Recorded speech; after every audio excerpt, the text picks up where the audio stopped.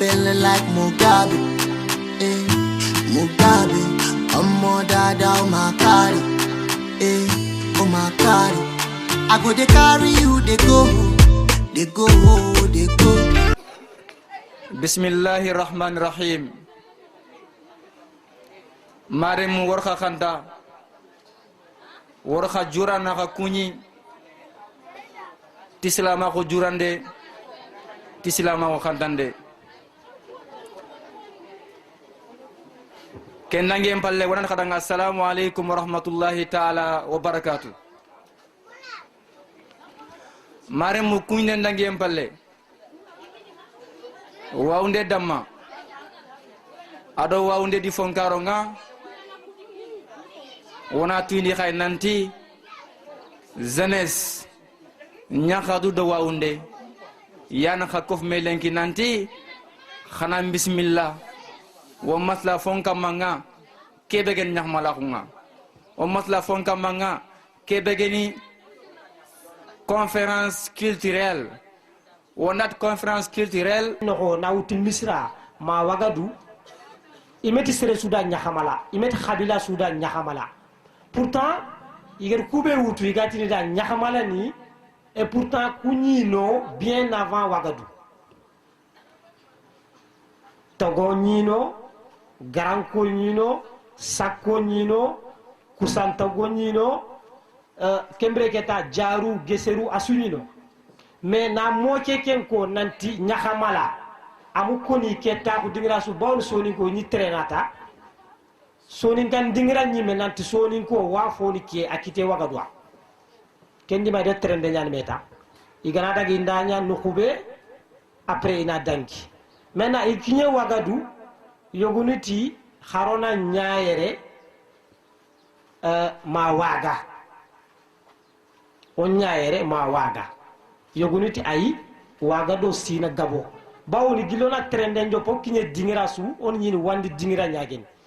maintenant o kinye dingira be o yimeno ande dingira ke créer douda est ce qu'on te tokere tabade yoseti wagadu donc kella xe bane ken wagadu kella xeyani nyaxamala ngo koni pour la première fois mais cela ne veut pas dire que katoga kinye no wagadu togomenya ide ayi togonyei Katoga kinyen Ouagadougou, cela ne veut pas dire que Garanko menyay ayi, Garanko nyay. Kendo nyahamala ke kouté. Katoga kinyen Ouagadougou, kesu nyay. Mais, dimambe oko jofe Ouagadougou, manga wujunum kabi, kamo kabi, tankabe, ado fatakoro nakati, igeda hakilen jakam bagandi, nanti, est-ce que adagante nyani, tunkale mena giri, anadaga, anyaha ntera duda ou bien tunkalle menagiri ana ganchinden dabari tangana katte yimanchinde walla tunkalle menagiri anyi mena sigambade iti foyono agam posu kenga donc ina khabila créer khabila be ga sikida kenga khabila be nyahanganari ana sigay bade nganari ana sigay yimanchinde nganari ana ganchinden dabari kendi metana di metana yo akota igatini serebe gangani khayan tanjugo fabe manga en présenté ken khayan tanjugo fabe manga nar dangani killo khore en présenté akota garanke nyani khayan tanjugo fabe manga akota garanke nyani en présenté idu wutu kom nyahamala mais katigat na da nyahamala kenga déjà garanke nyani atokon ni khayan tanjugo fabe manga inata da killo khore ke ani goli ni killo khore nya nanti katta fofo nugo kulle nya irini fonnan cire nyani irini aussi gol nyanga nyani parce que ame cenya ma khay ana to punchurondi soronna rondi imaka jongi ana yira munchurondi soronna rondi irini meccenga maka nugudu kulle nyani iti kiado golle kenan qawanta yukusa nyaamala ko kiray ahada sorota no fay adi galla way golle ke dangindi ni dome ado kun kafuduya parce que ganni golli gabu gabe ni nanti signa si ani ko maka signi garankendo tage nyama tage ngana kharben laga na taga garanke na kharbin kaccun curende anaray tagen ngana khirkhen cegu garanke na fatella kamay donc yimu filli ini golnanga do meya gili daru khase avant wagadu gari donc fi gebe ni nyana nyaxamal ñani kengolle su dabarni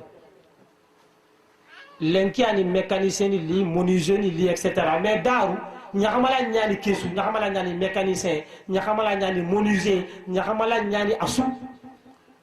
tagondo garanko ngana ku gollu dabari sakko nari ina gollen dabari yogunu nati tungo ina gondam men dabari ina taxadun dabari soronga taxu nay sakko ku xani nyaxamala lu ñay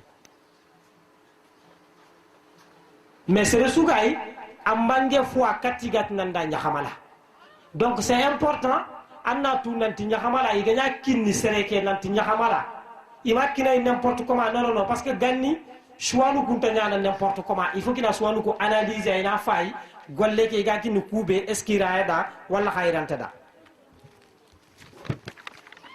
donc on va daga mongo de tout dans un premier temps que nyaxamala fana garanke nyani geseruli sagate jaruli sagate jaruku yogunu nati khabila nu filiani wagadu yogunu nati khabila nu sikiani toute façon tirera nyani samate parce que tirera mexe nyangu wa yares tirera samate kunyan jaruku ado mangaisa yogunuti député njaru khadi kafine mais wagadu jaru magabo wagadu ga kareyani mande ga taxu jaru ngabo parce que wagadu ga kare soni ko daga taxu mandea igir mande ga kare itanga futay mais wagadu nya ko teke kama jaru kuma gabo khabila nu sikini anita donc on a d'abord famu dans un premier temps nanti donc nyahamala nu ko nu kha garanko tago geseru jaru sakko kusantago etc futa gariro ken no nga fulankararo parce que sakko ku fulu nyani irinia iganari takandi iganari golna soni ko nokku inari di gollu nari ido tungonu nari ido taagadu nari iro soni gonno ho soni ko khobenia aga dalla ido soni gonno men ho nga donc ha golle ni kenyay donc o ga daga ma futa ka kinyen taxe ke tanke donc bambado nu ke tanke kuntu ka fi golle kay anya nyahamala de manière générale kuntu ka fi ni golle kay o ga girno deuxième point kenya nyahamala nu ku yime duru naxa relation nu nyani naxa yime duru ku naxa relation nga tagendo granken naxa relation nga granken do jaren naxa relation nga jaren do tegen naxa etc man gande kestu dabari comme isu bani subay anni fois katigati nanda nyahamala kuni jarunya kuni giserunya kuni tagonya kuni grankonya alla ganya isu ko kefi nanya nyahamala parce que ngana gangunde ngana ti nyahamala granken nyimina tage nyimina sakke nyiminia kusantage nyiminia jare nyimina geseru nyimina mangana gangu danga nati gesere geseru mara nyimin mangana ti nyahamala anda sukhiri donc sukka fon kalle nyani il famu nan to sukka fon kalle nyani du coup ikafi id relation nu regen do mena hay kudo ina katte me gaccun tangana kudo ina katte birene meda kudo ina katte me yigana anani sere sugay angam palasuntu parce que toi na horege ko nanti tagen no sere sugani palasuntu ta dirente nyano xala da ta wani place ayan mo ko yogeya donc relation be dina xa ora way relation bani wututa grand ko par exemple ido tago grand ko do tago jomu nyani na xa suitu mais jomu ke aro kam mo xa ado jomu ke aussi agoro comme que tagoku ido jaruko yehini me ido gesru yehini me sako kusantago etc mais grand ko autant grand ke bana yehini kameke do tandakati ke do ndakato ke ganne si mangasi sama bali ado nabun kandoga donc kungu yehini me tandakati ke kana yehini me kameke na yehini etc alors comme grand ko ngere jongullo ido tagon naka jongu kero kam ko hay aro minan janna sisi silla gurdu ka yahi kota grand ko ku tandakati ke do ndakato ku idaga mewariya nanti orantay dungene nakato ga ni no kane parce que nitinia grand ko khoro nakati itu khoro nakati c'est pas possible il faut que khoro na nya baare ayta idaga mewari boy de fere nya comme minan janna reno ma ganda sisé afaram brenya ni machallah ewa grand ko khoro kusu nakati de menya ban su munda ina wutu yakke yo kendimma ar kini suya piège yani gar dabari pour na fay on katta campo khore kitina hay yo finalement pièce ke daga tomber sur kalloga kundan ko nyai iya ko sota gemu yakare kay mais il yakare ki kita kam moy minan janna aga da yakare igar remme ke kini ayile sagen ati araga tagen caka tagenda idire men kini gran ko horo kunakati bani suga ngari nan anyakke mutu lenki mais rembaane anya khasuro nakati ati sasa tage ke ti sasa linan dema ada dayun ko ngomuto na segu na kinay nan tando kenda ganna kasanka annati lemne ke fati anna fay bani suka funde ko yo kendi magar dabari ganne sukundan konti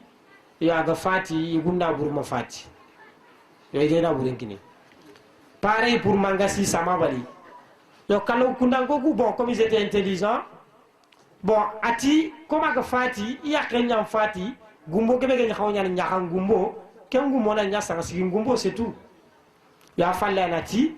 jaxa ogatini nakato kesuru fo xore nya ni d'accord mais en ka faage ni kusu fo xore ya ko ta nya ni tagadu mon ngati dangani koy ri xungo parce que de dayu xungo nya segu xungo na nya ko mina nyanda système ko ya ko ta tagadu mon ngati dangani koy ri xungo titun kantere xungo tina xaran ke tara xur sama afalle ken kallo kunda gati sasa comme khagati lemne ke ama fati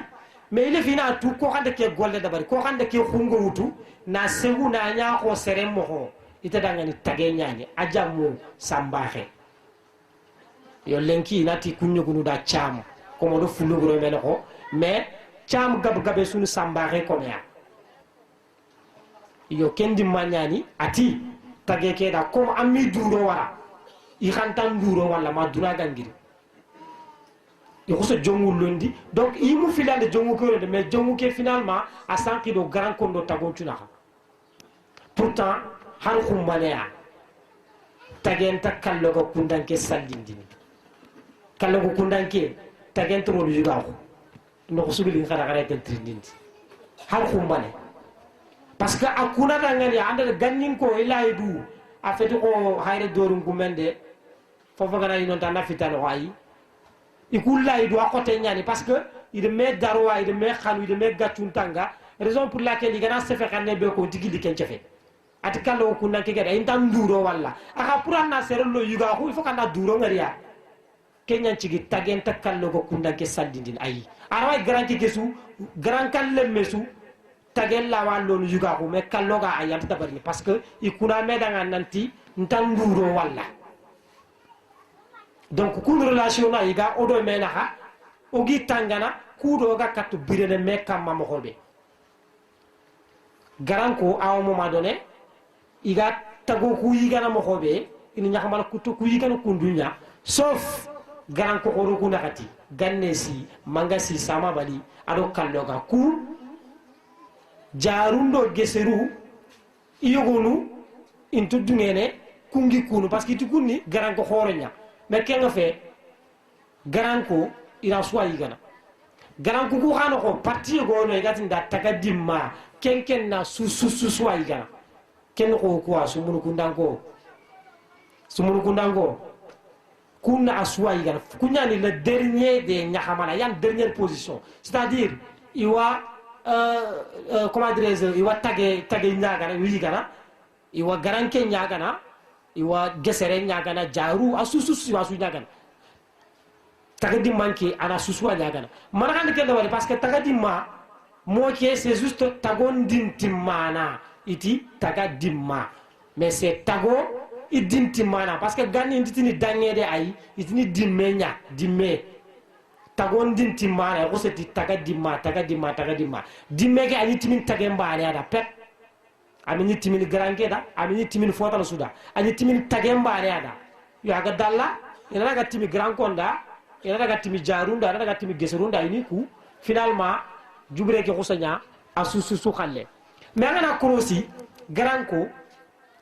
iwonya parce que tagadi may ka fini garanko nya iwonya mala kesu nyagana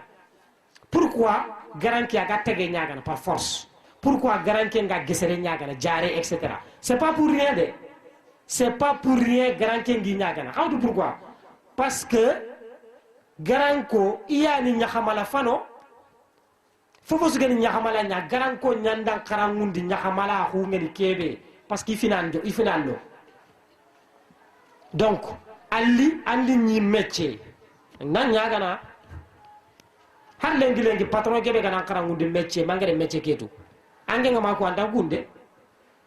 c'est pas possible anyar kunu parce que anda karangundi kenya jigi garanko iga sunyagana azar fe ganni fofo ganyana anyanti fois kama garanko giga ke sunyagana c'est parce que idini nyahamala kunya ifina lo kutu kube diri igidi ini kunwa parce que allo andi ni métier na nyagana an seren karangu ni métier akato an aken kama nan kuna c'est une obligation donc corrélation nous iwa odo menaha pour que on a tout bani suga yando bani gakatono birene meka mamohobe kengana dangi pacte nundo alliance nous donc kusuka fini kenyai ogar ni point tane be ko kenya maintenant nyahamala man kha rôle na makhay d'abord ak ñimme kat duya d'abord katanke ñimme man kha rôle nanke makanke mbe gati nanda nyahamala annan kawanta anna man kha dabari d'abord katan ñimme ensuite kata nyahamala kutuku ado yo keta kata khabila kutu Sénégalais anke nyakamala ke angana famu nanti nyakamala ko avant tout nugudu kula hunyani nyakamala ko ni fonnan tira hunya nyakamala ko ni tuwa hunya nyakamala ko ni sirondinde nya selangana kentu anga jopanta nyime d'abord c'est-à-dire igatanda nyakamala ta awreniti anke anna kawanyana nugudun kullenya avant tout c'est ligananti anke ni nyahamalanya ay ko yigetanda anke ni fonnan cirenya anna kawananya kenya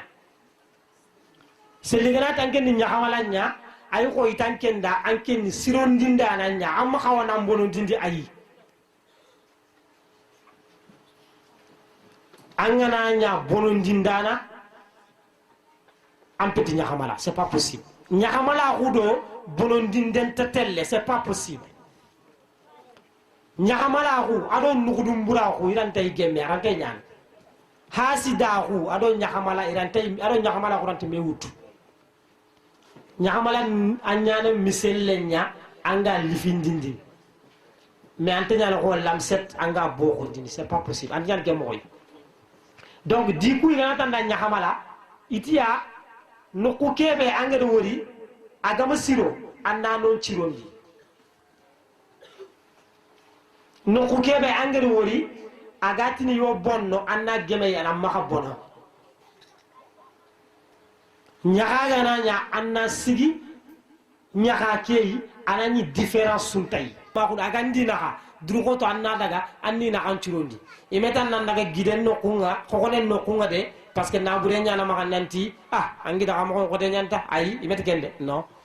américain ka dabar su photo ko nyaka mala oke ina kan gemundi na ina ka ga gemme mo gobe anani amma seytana ko dabari amma munafiqa ko dabari anna nyana de sorte que ina hanna limo ina siro nyaka mala ko ni donc nyaka mala ko rôle de manière bref siro ndinde nyani angana ni anga mo siro ndindi anga bono ndindi nata anya khamala ko photo hay donc de manière un peu bref voilà exposé que donc c'est les gars il y a des questions et tout voilà donc on a koto kube jabi la hajabai o gama kebe khatu ga jabidi o tina kadanga ya honte tout parce que Socrate dit le je ne sais pas qui ne sait pas c'est pas le vrai je ne sais pas le vrai je ne sais pas c'est le je ne sais pas qui ne sait pas mais les je ne sais pas qui sait ça, il n'y a pas de problème. C'est-à-dire, c'est le gars qui engante photo. ankente tu nanti ante tu qui a grawunten on je ne sais pas qui ne sait pas qui a grawunten ankente tu mais aussi ante tu nanti ante tu qui a grawunten mais c'est le gana ni ante tu kha an tu nanti vraiment keden te ketu yo adi ma an te le kentu an te la fa nga tu mo gombe donc on je ne sait pas qui c'est pas les je ne sais pas donc la double ignorance kenya entre tout mais khadi anyi metu tu nan tantu tout donc kenga angante te le kentu a umur o ga kebe tu inshallah rabbi a question ngana mo gari jabi o ganta kebe tu xaral le mo ñanoy on wada ken katirndi pour tatana c'est fait côté ñani kebe gana siro exposé kenako o feti fofo odo kenta xar baane fofo siro digam gunoko odo kenta fofo kengiri allah subhanahu wa ta'ala kebe gana bolo sefo kunoko o kude kenya na fo parce que adama me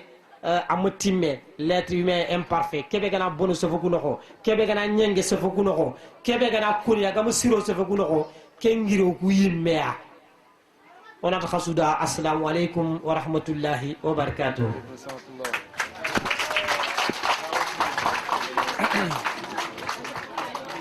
Merci professeur Warandiga Mumugu Igomoy Iframbro Maremu professeur Balasumunu a masla wadanga munna fabega nyaxmalaxu ado man xan nyaxmalaxu a masla wadanga kadi ñaxmalaxu nga ak taxandi folaxu beni ñaxmalaxu ak taxandi folaxu beni tagaxun keñanoxu nga ado geseraxu ado sakke ado tege duma nam a masla wodan xadi ñaxmalaxu wala ñaxmal ni gir nakumbe ado soninkara yigir nakumbe ke ngeen ko misra nam ken nangen palle khadi professeur nga a maslam nga wagir fam mo be kenya mareme ambe gin trinkana maslam ko no ay koyno nanti wara ko burefe nak mala ko burefe man khabrin ni anna wasi andu tunagen kebe man khabrin ni anganta ngir nokuntu kenya burin akil karim ya keno kuda nyakhaliya lenki bawni anni sergebe walla lenki gana tanda nyakhmala na butu mayugo tokotali ketini nanti nyakhmala aya wureni nyakha na melanga ngisi man kenyan ci sergebe butu kha kempe seren nan kara fofo sunt lingey seren nan tuy fofo sunt lingey alhamdulillah wogi leke ko fo kappa nanti wori nyakhmala ku nyatu na kota suwaze nanti te deba way mulona masla nyakhmala ku ngen kebe wor golli sire de ber bawna allah yimu di kenya ko nanti katambi cimbotun tuwa finan serenge malla to anna allah bat kammo angem nyakhmala ku ke khatu allah nanti nyakhmala ku kerol juen yigana ko nganda kota su nanti nyakhmala nyana ngambutuwa de kha wacike asuger famu nyakhmala ku ngarol be juene nyakhmala ku ngen kebe anan kawnyana ndanga sowe ado nyakhaliye wodo famu nanti nyakhmala ku aya wuren abarabada ke nyakhante nyani abarabada am khawnyan butana anan kawnyan sowana dimmasu nyakhmala nan kawnyan sabune nya angana me xewor nokusu angan kawanti na wankina la bandi nyakhmala nan kawnyan nukudun kullenya nyakhmala nan kawnyan deman lindana nya nyakhmala nan kawnyan sirondindana nya nyakhmala nan kawnyana ko akhinger ko mo ko be miselle angana bo xewor nokusu annaraga na lifi donc kenan kawnyano suda sowe wo sudu famu nyakhmala ko ngen kebe kumbone iganati sunnan nyakhmala nya sunnan kaw sowono ana nyakhali ana so bawni janciri ana gertaxinga kenkuna alhamdulillah wod axi ke mama franchement sere sugen haqqilante yere ager digame ke ko and famu digame su koñi and famu fi gebe ko ngi lenkin keme nyatu ngeme ñi ke tarikh tu haqiqatan igana kinin khair lesme kinin bawnin tetu alhamdulillah ndu fogebe famu kenyani duna wosun kharam mo xenu nyaaw kharangu do meya wo fager fogebe kharana fogebe tu nyak malaxu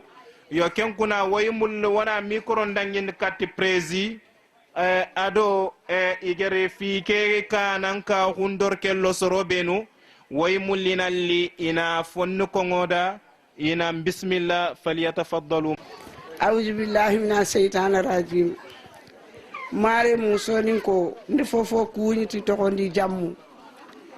jeunesse ñaxamala ngulule mu ndaxa kuñi ndaxa jure ndaxa mama ngu kontandi golle kebe xagari kininga sefe ke kunga ndi lemme ke dudu tapasal lemme ñaan allah yi me andi ñaan lemme ñaan xagari faba xunkine xari saxa xunkino vraiment o kontandi alingoda o sowoti golle kebe xagari kinoya xama kino iti daraja xama kino iti sappe xari kinoya xagaro doro xagaro xanu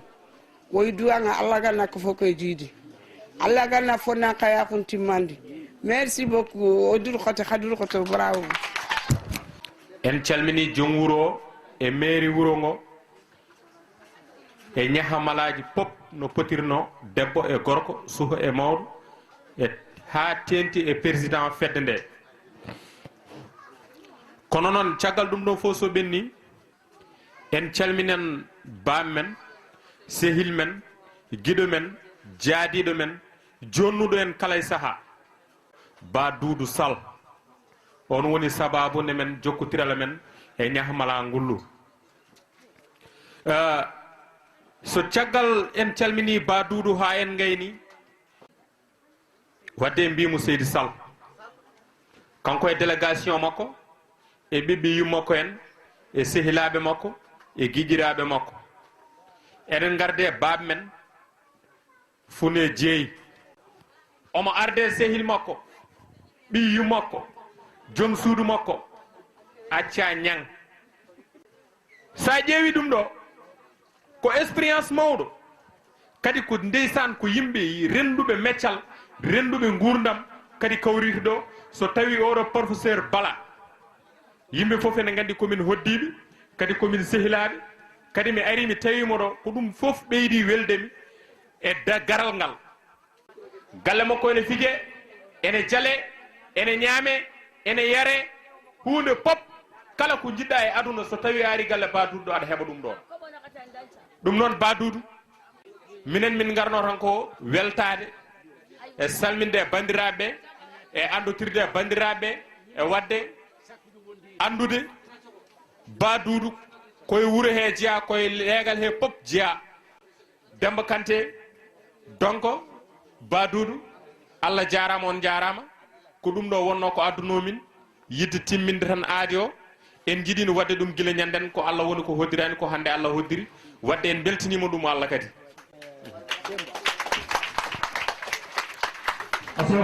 assalamu aleykum Waleykum salam. joni ko malaɓe de mayani sonin ke hon keni fulle ña sakko jugol ñaniga Bismillah sal. lemunu mamana joto ñani lemmu ñani kismaru ñani wawni ñakmala digam bane ko ñakmala duutu ngana ñeere wawni inati sal ngana dag soboku inati moko sire ko me wawnanke ñani ngana ndaw bundu inati sal sire sulde tawxel ñaxamala yugonda yaxde ado du tapagante kafini fo gaare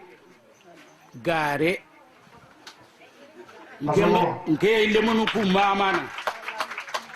ni mamana siri ke alhamdulillah it gap wacca woy mulla vaga tanaka xodon duru xodo wana meraga wana tongun ko medangani wogati sumare camara jexete inti fo so ñaxmalande ñaxmala a ñaan du bonondini ko ñaxmala mu dem bonna bada ñaxamala am dem bonna bada wayani du bonondini wayan saxe fabe garanke tage sakke mabe wosuni baneya wana ken laga nke mama yakare dado aise samba amagiri jobun kunda hamalla bonika magiri kamba giri gandea sahen giri muderi admuguba se fe kenyani wayani bane khodon dur khodo lemunu ndaxa mama xaganani keme dabadin ngabirene ngere nyana khafaba nyana kha jota wala nke ndiga men ke bana ala yam tu makka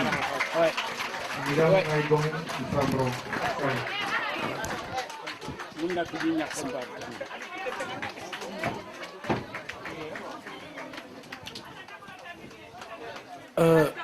assalamu alaikum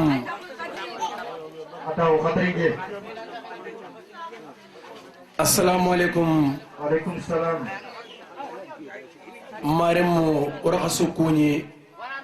urakasu khanda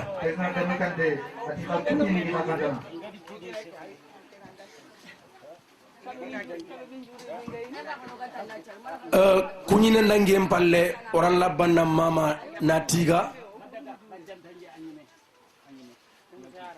aganani nyaha fe sinde fe ngisi mana kyani ta filande be alla gero takelle onda gangollondi wawund gar ni moy kyano ta filande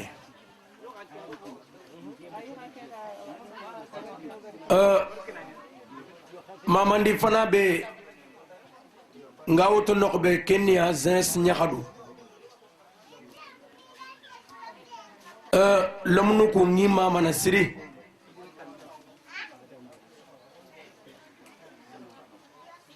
pourquoi mama ne ke ngawto lamnu ko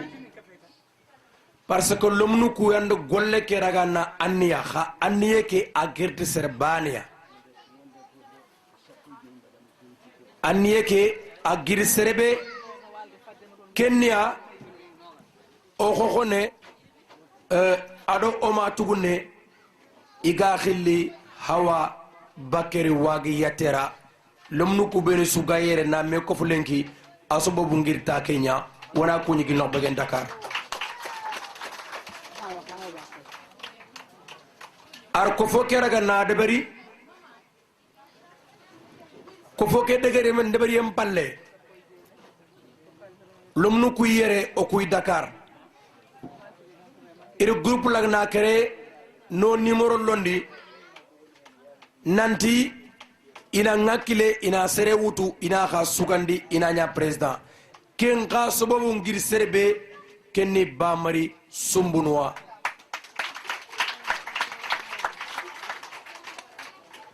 uroke jengi digamu gundigi lon kha onu mulata surumadu kubeni sigi gari kofu lenki wana kullaga wana kunko lomnu kuro nyakanango oga dakar or conférence fana deberi kiani conférence finlande ogerte maraga naraga na sugande nanti nyahmalahu maramu khabeni gariere omani ado gideni ado khokhono kendo khabila tan ni beni khageri igisagete kenno ko nanti kofo kenal lingidanga i kofo ke mulla i mulla kharganani nyakhmal ligi fatiya i mulli garno kofo ke ay kafini serbe iga khilli bolo jams kamara adi kartun qobo ay kafini iga serbe khilli wali baker tako ay kafini iga serbe khilli salle semega oytu khapay nanti orinti khille orinti kharbani kha itini nyakhmal li mulla iri kafoya ni kartini ngobo na lo golle kenoko mashallah kennangi palle mamande ten bando ko ogan khawa kongo kenni o kaw o faba o gida iga serbe khilli nima sumbunu oyi mamana oyi tigana pourquoi nima oga mamana nga Dakar ndikhiri nantu lemnu murini kudo ana lo nyakmalankani ku ana fare keraga ana jofandi yo khalama man de yantan parce que camera ning yere digame a joppa anna warana ndaga nay kante alla gana nemati digame ngarana ndaga anda kinye kubeni ga muku mige raga na jakalla ga na bagandi banima nawari angolle nga goma frampro kendangem palle oga serbe taranaga na mama kenni balel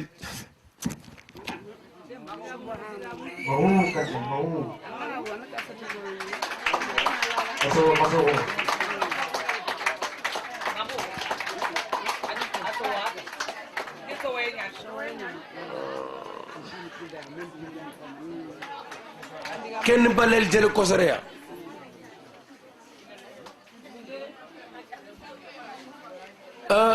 ken tanaxtende be nga balel maman camera ni yere baleli me yere waaw ndango yere balero mu yere baleli ni mamana natiga parce que golle ke awutunde ma sasa ari na kanen jiti araytini min cara arayte li hajuni khari hajuni ngara nan cigi lomnu ku yere inan seda fumbe gatan kat dépasse ari na kanen jiti balelam daga france mu duanga danga siri khairi ni ku beni gi joppere ni sella gana ñew kuma konti o ko yalla ñagana alla ganna khair ketal la njidi aga tewene kenna ngem palle serbe tan khaga yere o gan xawa mamana kenniya musa mbuna camara parce que aro ku fo marun ciakuni fillia valeur de 44 000 francs wujunu segi ado ko mo segi kenna ngem palle monsieur le maire ageni baylo sumare Sikou Jawara ga khili dungre le miroir o imama na siri ari kitelo dangenga na kinoyi kengota anne puri garni khalam kiti kamenyan taxe les certains bagaire wan ko mama na kenya fusenu janka de la RTS arayan kubeni ga rojo ngolle nditu itinata wala khayta ko micro khay safene digame abak haklenya digame warje kenyane hadore mengana ko sorongat na nga yebo fusen janka wana mama siringa a dronta ko be agaraga na deberi kennangem palle ismail laji kulbali a fini filalo men ko ngakenya si agamari ay me dakar khari soron kay mashallah kennangem palle oma agen fulay sankan way mama siri parce que na kota mutuna kini serenga nanti nyake kota sahe o suitu fogam bonanga fontironan oyi mama na aku dingetu kota ke gilli fare ke ndaka tabane ama yilandi dur tapasal goto burisap dudu tapasal goto burisap itangana serndanga kirki angaro otongure aray sembegu tu kha sembegu no kirke khosena otindanga fange seydi sall andanga juni ngara oitu khapei wande naburu siginto nyana maka wande naburu sogondo ngam maka igeri khalifa nga dundenga ko nyana kenga andu kuntu waram pallenga nalli waya mamana wayan tigana ken kamanga kenna ngem palle bala sumbunu onu mamana siri professeur ñakamala lomu ganani khanda kontandi nge dembali kante nyancho parce que kota wutendo sasana hage digame ke su kongi sororo ko debe nanton dimmu nyaade berni ke nyanti soro gam riere kha soro ngana te ay allah ganati yo allah khalle ke nyana allah khalle ngi lenki waralla mama na tiga al sabar al mumin na tiga ager lenko yo lenki o kota ke ginya soronganya dukku nokobe alla tige nyani iganya dukku nokobe bala sumbunu kitte ma wore no ngane ne more no sumbunu ortu nan tan karangu njere amma duawuni njere angandu foko lenki soro ngana ke mugi toro migetu wallahi war simananti ndataxu indako wawndu kerena ha wallahi balager kubeni ko yer lenki sella ganani kungama debe keden kane kundu debe kan kenangem palle na profito l'occasion nyani na profito ayageni nyakmala lomundi ngutiri nya président amadalla même pas khazusiki igeri nommé chargé de mission au ministère de l'éducation nationale du Sénégal asobobunga agiri ageni Moussa Mbounou Camara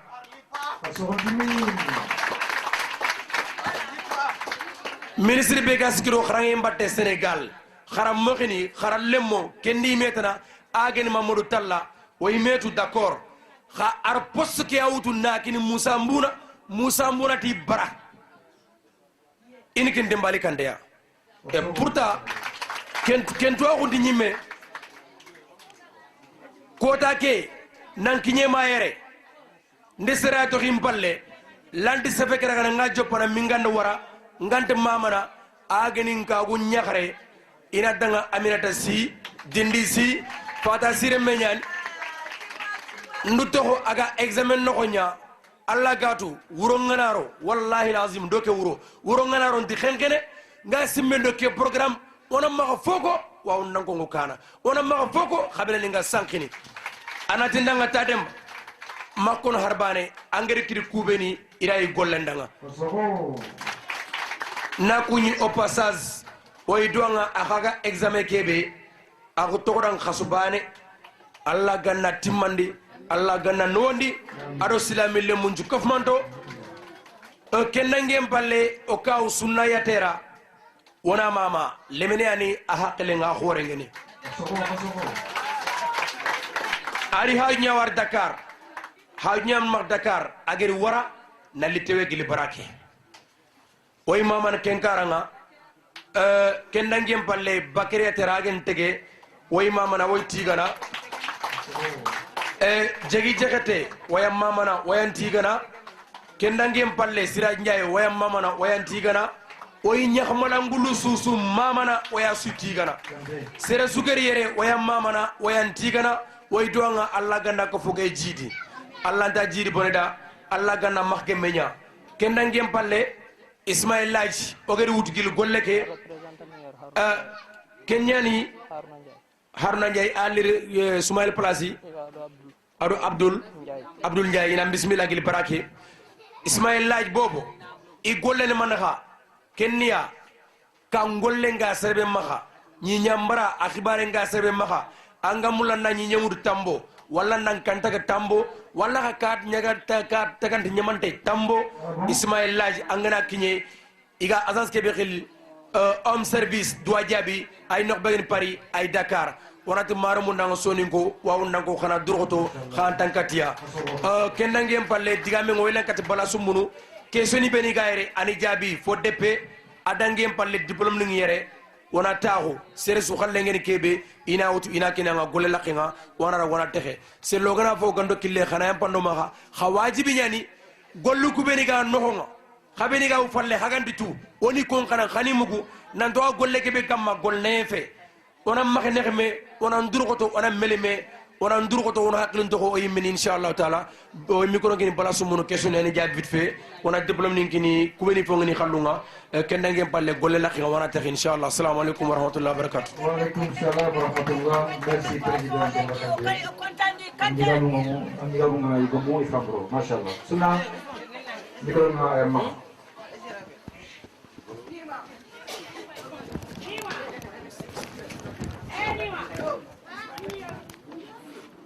Eva, Inch'Allah, oui, micro qui pouvez nous représenter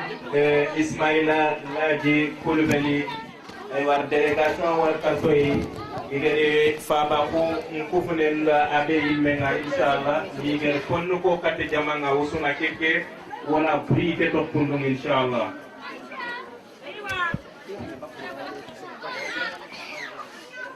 Assalamu alaikum sumpundo khati bango balo wolo warxa susu kunyi warxa khanta kunyi ndendanga falle ora Allah bannantiga na mama Allah kebe ogan khawana tiga kota su dimmusu ma wakatsu itanga nangi jimmen kotu nantanke annan kitbane ke khawutu nanti ndo soro kitbane khanna wutu annanti soro ni falle koyinga wontiere kudo wana sefe ko sregom do mamuko wonto fotu odo foyu meri ha ganta kunga safanan churu iganan chama safe yare an to kandaga oner ko kiyenga lenki ma won ko ha ko to lenki nyakhmala ngulu khaso ko khayumuda zenes nyakhmangulu ngulu khaso ko khayumuda khar giri khana kha gijum ko khayumuda ngana nyakhmala ngulu ko ngaklent laton ncimmay laton ngant simendi ngaxin ka palle mangundal le ma dembali kante suma nguru tege ndo woli martondo jinna kampa tege kebe feta hasidi bala sumbuno and ko anco fonno ko antangana nya nyakhmala man na nya sumpu sollana dembali kante ajikunya itangana nya nyakhmala manga nya nukudun kulle dembali kante ajikunya nyakhmala na fo siro na ma fo bonande bambanga na suma ngur tege longue vie mon ami mon frère nyakhmala ngullo sefen kunga wajibi nyana gana ko ngi ban haklu itellirini o ma khana waga sefene safano ngere tuano ngere okun tuambeli nyata o kitungo falle kha sefenga na wajibi tangom sefe kay kutina suma laaj kulbeli masasi masa kurni masa ganda ay nokbe gan ko Paris agir Paris ay nokbe gan ko Dakar jel job sangomare